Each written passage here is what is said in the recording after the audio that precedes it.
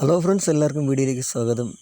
ഇന്ന് നമ്മൾ വന്നിരിക്കുന്നത് നല്ല ഒരു സൂപ്പർ ടേസ്റ്റി ആയിട്ടുള്ള പഴംപൊരി ആയിട്ടാണ്. പഴംപൊരി അതാ ഏത്തയ്ക്ക. അപ്പോൾ നമുക്ക് വീട്ടിൽ പെട്ടെന്ന് തയ്യാറാക്കി എടുക്കാവുന്നതാണ്. ഇത് 4 മണിക്കൊക്കെ നമ്മുടെ ചായയുടെ കൂടെ കഴിക്കാൻ പറ്റിയ അടിപൊളി ടേസ്റ്റി ആയിട്ടുള്ളൊരു ഐറ്റമാണ് ഈ പഴംപൊരി. അപ്പോൾ നമുക്ക് പെട്ടെന്ന് വീഡിയോയിലേക്ക് കിടക്കാം. ആദ്യം നമുക്ക് മാവ് കലക്കാം. അതിനായിട്ട് ഞാനിവിടെ 1/4 കിലോയുടെ മൈദ എടുത്തിട്ടുണ്ട്. അതിലേക്ക് നമുക്ക് 1/4 സ്പൂൺ മഞ്ഞൾപ്പൊടി ചേർത്ത് കൊടുക്കാം. അതിനുശേഷം ഇതിലേക്ക് നമുക്ക് 1 നുള്ളി ചെറിയ ജീരകം അതും കൂടി ഇട്ട് കൊടുക്കാം. ഇനി നമുക്കിതിലേക്ക് പാകത്തിന് ഉപ്പും കൂടി ചേർത്ത് കൊടുക്കാം.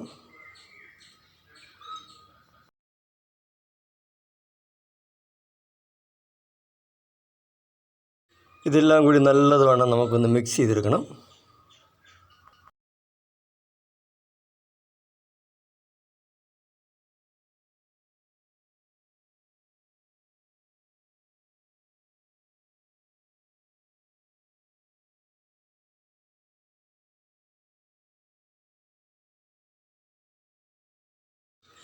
നല്ലതുവണ്ണം ഇവിടെ മിക്സ് ആയിട്ടുണ്ട്. ഇനി നമുക്കിതിലേക്ക് പാകത്തിന് വെള്ളം ചേർത്ത് ഇതൊന്ന് മിക്സാക്കി എടുക്കണം. വെള്ളം കുറേശ്ശെ ചേർക്കുക, അല്ലെങ്കിൽ ഈ മാവ് കട്ട പിടിച്ചിങ്ങനെ കിടക്കും. അതുകൊണ്ട് കുറേശ്ശെ വെള്ളം ചേർത്ത് നല്ലതുവണ്ണം കട്ടയൊന്നും ഇല്ലാതെ നമുക്ക് കലക്കിയെടുക്കണം.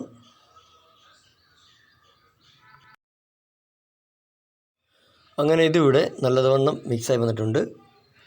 ഈ ഒരു പരുവത്തിന് വേണം നമുക്കിത് കലക്കിയെടുക്കാൻ.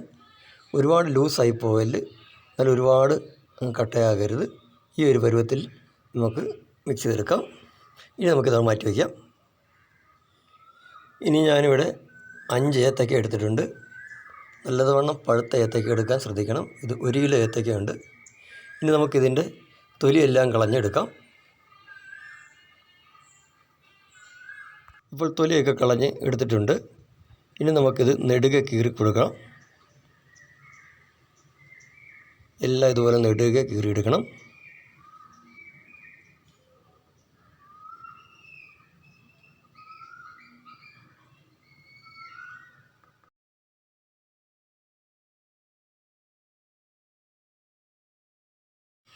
അങ്ങനെ ഇതും കൂടെ കീറി വെച്ചിട്ടുണ്ട്. ഇനി നമുക്കിത് മാറ്റി വയ്ക്കാം. ഇനി നമുക്കിത് വറുത്തെടുക്കാനായിട്ട് ഒരു ചട്ടി അടുപ്പത്ത് വയ്ക്കാം. അതിലേക്ക് ആവശ്യത്തിന് എണ്ണ ഒഴിച്ചതിന് ശേഷം സ്റ്റവ് ഓണാക്കാം. എണ്ണ ചൂടാകുന്നതിന് വരെ നമുക്ക് കാത്തിരിക്കാം. എണ്ണ നല്ലതുവണ്ണം ചൂടാതിന് ശേഷം ഏത്തയ്ക്ക ഈ മാവിൽ നല്ലതുവണ്ണം മുക്കി നമുക്ക് ചട്ടിയിലേക്ക് ഇട്ട് കൊടുക്കാം. ഇനി നമുക്കിതെല്ലാം ഇതുപോലെ എണ്ണയിലിട്ട് വറുത്തെടുക്കണം. കരിഞ്ഞു പോകാതെ ശ്രദ്ധിക്കേണ്ടതാണ്.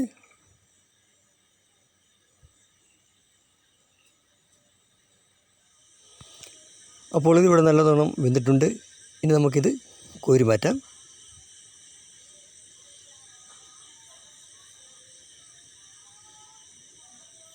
അങ്ങനെ നമ്മുടെ പഴംപൊരി ഇവിടെ റെഡി ആയി വന്നിട്ടുണ്ട്. വീഡിയോ ഇഷ്ടപ്പെട്ടാൽ ലൈക്ക് ചെയ്യുക, ഷെയർ ചെയ്യുക. നിങ്ങളുടെ അഭിപ്രായങ്ങൾ കമൻറ്റ് ബോക്സിൽ അറിയിക്കണം. മറ്റുള്ളവർക്ക് ഷെയർ ചെയ്യാനും മറക്കല്ല്. നമ്മളിനി അടുത്ത വീഡിയോയിൽ കാണാം.